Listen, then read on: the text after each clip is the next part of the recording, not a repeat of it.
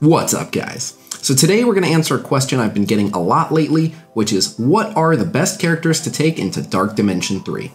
Now, to be honest, I really hate this question because it has a few very different answers depending on what you mean by best characters. Allow me to explain. So most people asking simply want to know the strongest characters. What characters will struggle the least in Dark Dimension 3 and one-shot the most nodes?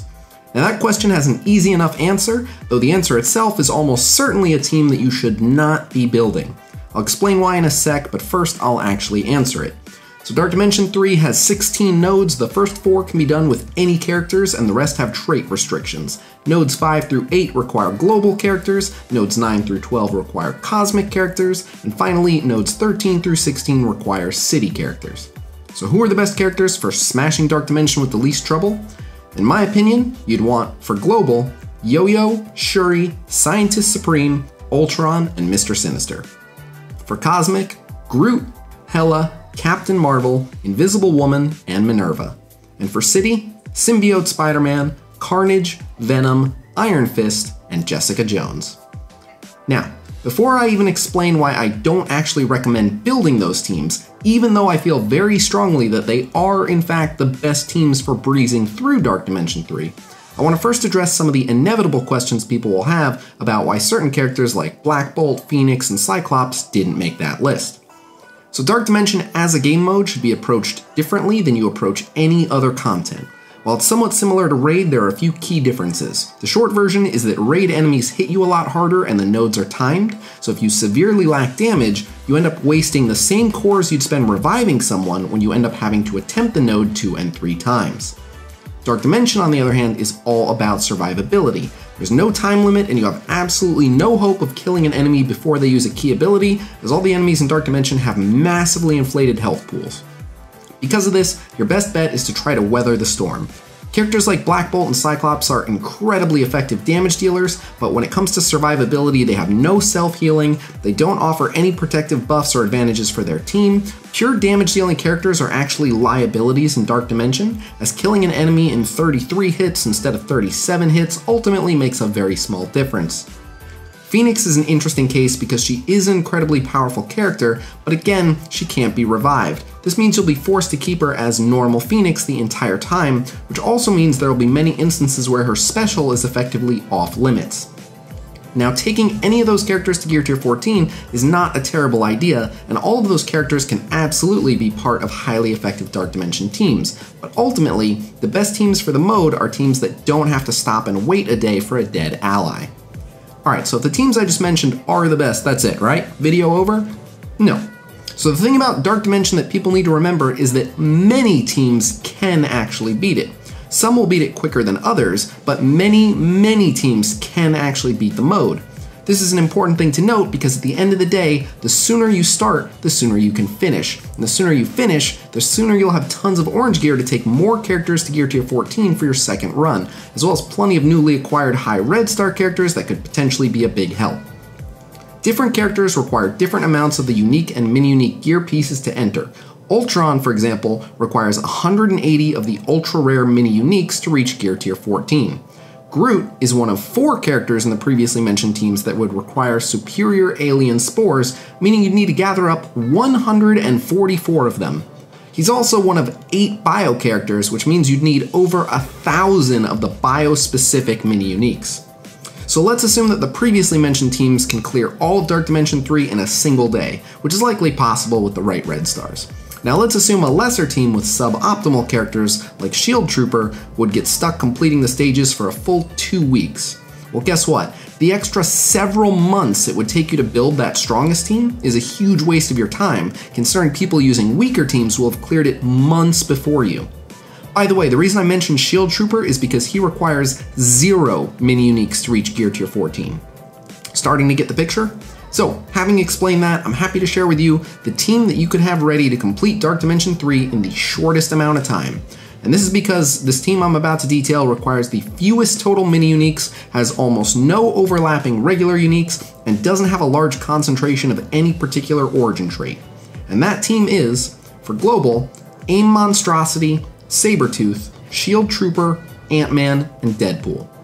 For cosmic, Invisible Woman, Thor, Mantis, Ravager Stitcher, and Doctor Strange. And for City, Luke Cage, Vulture, Mercenary Lieutenant, Hand Archer, and Punisher. Now, while that team is undeniably the easiest to gear up and will get you into Dark Dimension 3 as quickly as possible, I can understand if you're not enamored with the idea of taking your Ravager Stitcher and Hand Archer to Gear Tier 14.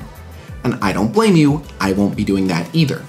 So this brings us to my actual answer to the original question, which is, in my opinion, the team that actually gives you the best value for taking them into Dark Dimension 3. And that team is, for Global, Shuri, Shield Trooper, Scientist Supreme, Sabretooth, and Mr. Sinister. For Cosmic, Invisible Woman, Star-Lord, Minerva, Mordo, and Doctor Strange. And for City, Luke Cage, Jessica Jones, Symbiote Spider-Man, Iron Fist, and Punisher. However, I also want to give you the slightly more practical answer.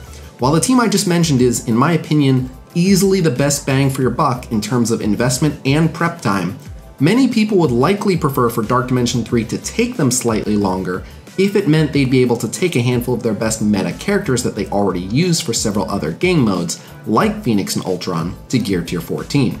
Therefore, even though the team I'm about to recommend will take a little bit longer to gear up than the best value team I just listed, and will likely clear a bit slower as well, it's still the team that the most people will feel comfortable investing this heavily in, so this brings us at last to a team that I've deemed the best value plus meta team. And that includes, for Global, Ultron, Shield Trooper, Scientist Supreme, Phoenix, and Mr. Sinister. For Cosmic, Invisible Woman, Star-Lord, Minerva, Mordo, and Hela. And for City, Luke Cage, Jessica Jones, Symbiote Spider-Man, Iron Fist, and Punisher. And there you have it, my picks for the best characters to take into Dark Dimension 3, as well as my explanation for why I absolutely hate that frickin' question. If you found this video helpful, please consider subscribing to the channel, as it helps me get sponsors to fund my gambling addiction. Otherwise, that's all I've got for you for now, but thanks for checking it out, and I will see you guys real soon. Until then, peace!